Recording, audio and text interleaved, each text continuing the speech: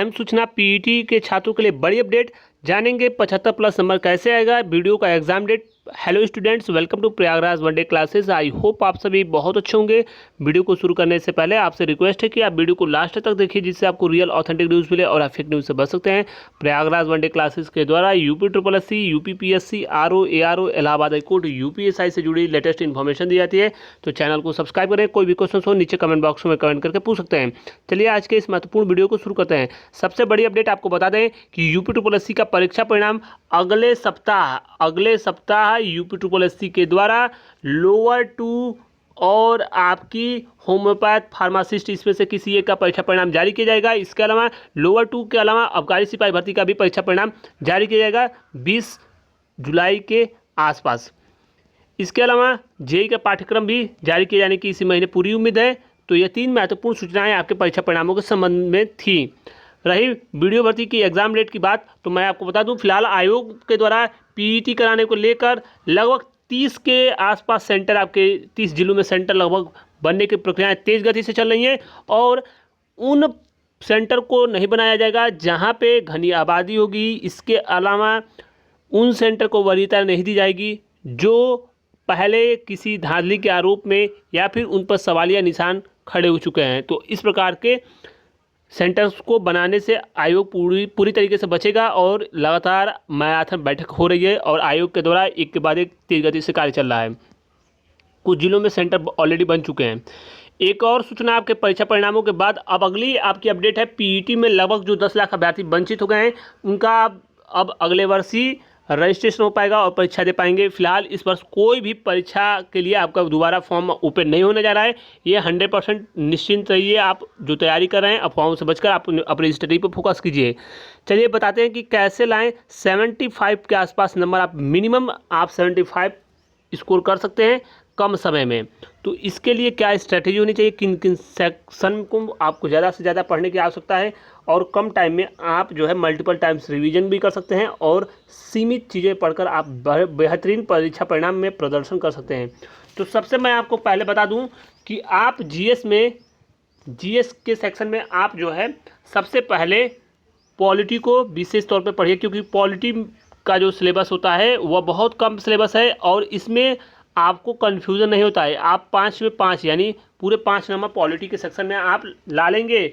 और आपके जो इंडियन पॉलिटी है, Indian constitution and public administration यानी भारतीय संविधान एवं लोक प्रशासन, इसमें से जो 5 क्वेश्चन है आपका पूछा जाएगा और ये बहुत ही आसानी से आप कर सकते हैं। तो सबसे पहले जीएस में आप पॉलिटी को पढ़िए। इसको कहाँ से पढ़ना है, तो लूसेंट ही काफ़ी है इसके लिए, या फिर आपने अगर घटना चक्र का बुक खरीदा होगा, परचेज किया होगा, तो आप उससे पढ़ सकते हैं।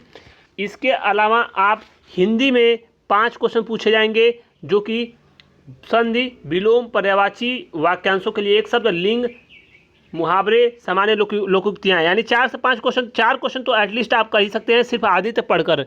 तो आदित्य को आप पढ़िए, ये 5 क्वेश्चन डेफिनेटली आप कर लेंगे। तो 10 नंबर आपका कंप्लीट हो गया यहाँ पे।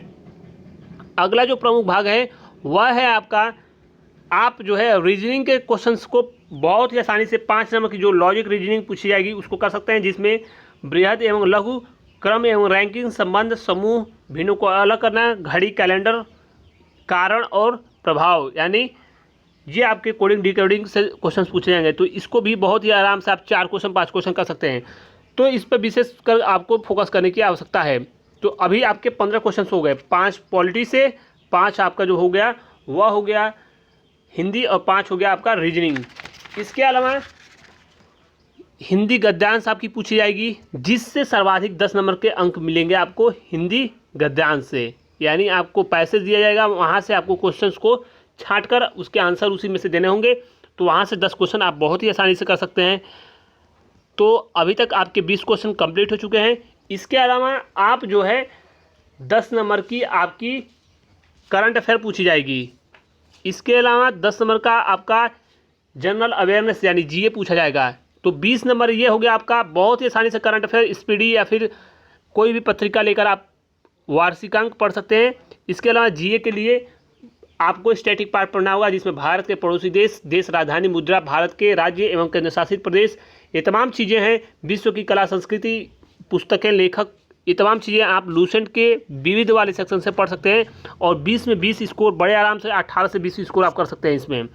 तो आपके लिए 40 क्वेश्चन तो यहीं से आप अभी तक कन्फर्म हो गए। इसके अलावा डीआई जो है मैथ में लगभग 20 क्वेश्चन की पूछी जाएगी। डीआई सबसे महत्वपूर्ण आसान चीज़ है और डीआई जो है 20 क्वेश्चन की पूछी जाएगी। तो 60 क्वेश्चंस आप सिर्फ इतना ही पढ़कर 60 क्वेश्चंस आप बहुत ही आसानी से कर सकते हैं।